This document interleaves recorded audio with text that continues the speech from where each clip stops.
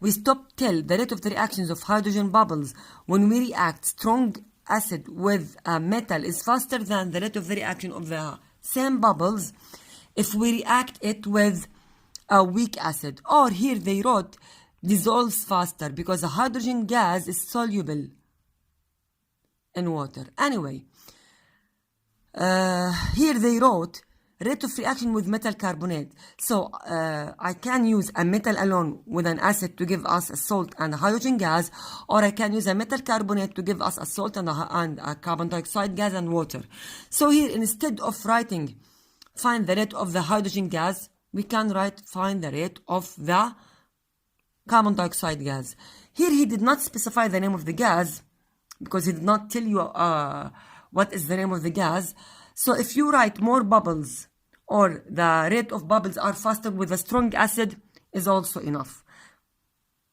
Electrical conductivity, I prefer to leave it for chapter 4, but if you want to choose it, just write strong acid, better conductor. So if you connect it with a light, the light will be brighter. That's it. The last question. Ammonia is a compound which only contains the elements nitrogen and hydrogen. It is a weak base. Define a term base. Base is any element or a substance that is a proton acceptor.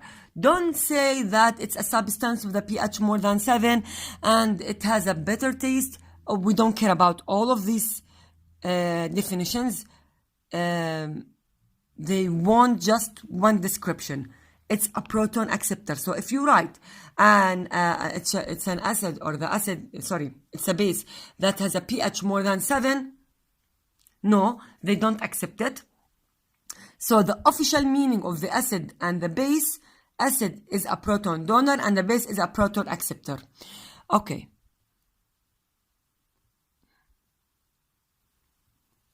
Given aqueous solution of ammonia and a solution on sodium hydroxide is a strong base, both having concentration 0.1. Don't worry about the concentration, but he told you that they have an equal concentrations just to make a fair test. So don't worry about that. How could you show that ammonia is a weaker base? Simply by using a pH meter.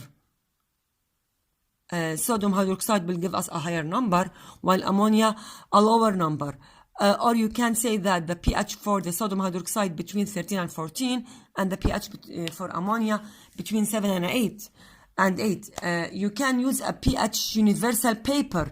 I told you that we have a universal indicator as a liquid indicator and as a liquid paper, as a solid paper. Anyway, even if you use a universal indicator as a liquid or as a paper, the color of the ammonia will be greenish to blue, so it's between the blue to green, and the color of the sodium hydroxide solution is purple. So you have two methods, using pH meter or using pH universal indicator. Here he's describing both of them. Choose anyone.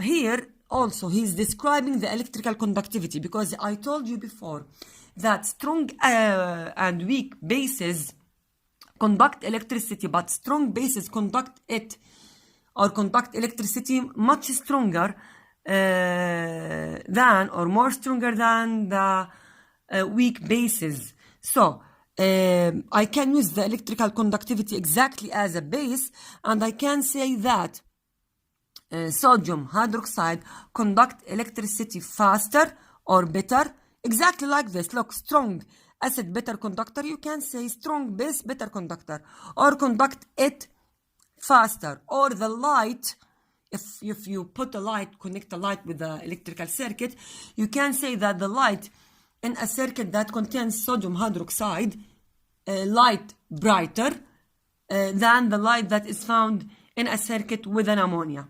That's it.